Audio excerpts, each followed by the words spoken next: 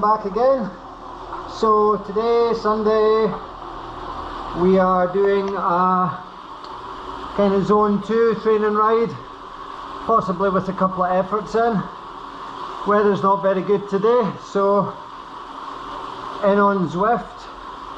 So today, as I've said, leg spinning, zone 2 with the efforts, and this is post my interval training yesterday.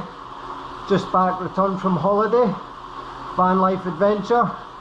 So why are we doing zone 2? So basically we are rebuilding my aerobic engine. As I said in yesterday's film, I have been doing a lot of top end stuff and also taking some time out, A, for the holiday, and also B, with my other commitments. So my training volumes have been low, so it's all been very high intense stuff. And what you may or may not know is you can't just consistently do high end intensity all the time. The last feedback from my coach just over a week ago was that my heart rate was slightly higher in my zone 1 to zone 2 power status, which would indicate some detraining. However, I can still go to the top end level, but it's about efficiency. So I need to bring back that efficiency and make sure that I'm back on track and getting the engine finely tuned. Now, as I've already mentioned, a lot of people think smash it, smash it, smash it. I need to sit at zone 2 for 3 hours. You know, I can just do an hour, hour and a half at a far higher zone, and I have done that and I have made that mistake. But sometimes doing something is better than nothing if you're time restricted. However, these longer sessions in the zone 2 or in the specific allocated zone really help, because it helps to lift up, so like lifting up your foundation to give yourself a higher level platform. If you're just smashing it out all the time at the top end, you don't get that.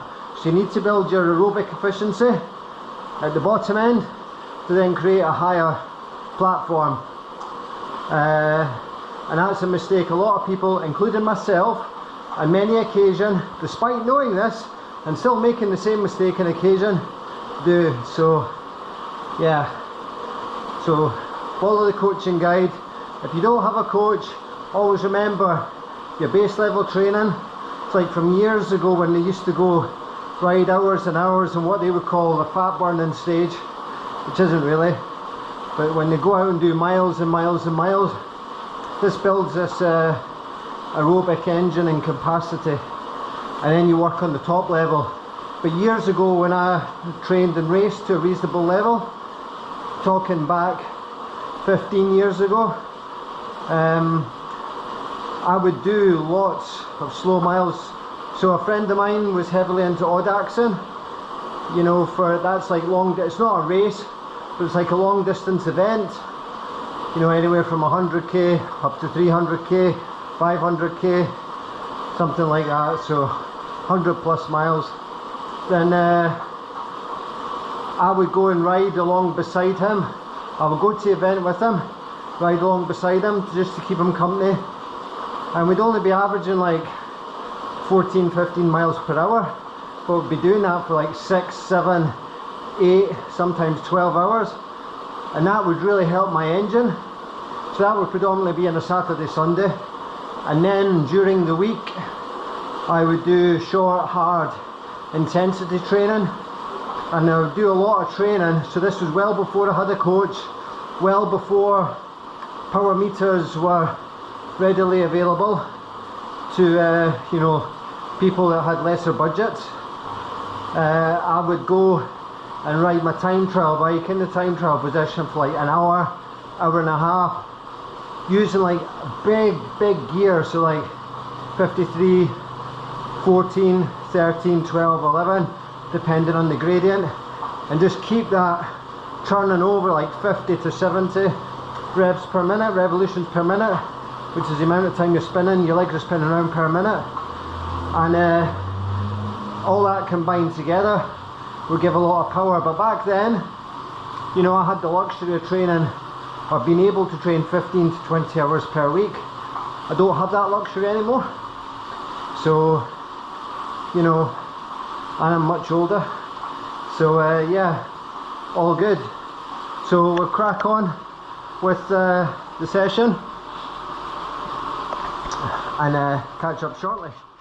Okay, so that's the training session finished. I did an hour and a half, an average cadence of 94 RPM, so that's 94 revolutions per minute, the legs. My average heart rate was 133, maximum heart rate 169 when I put in a couple of sprints, and just zone 2 power, so just like a moderate endurance ride, just an hour and a half, so getting the legs sorted out and getting the aerobic engine back into shape. So I'll be continuing to do this for the next few weeks and up in the time frames.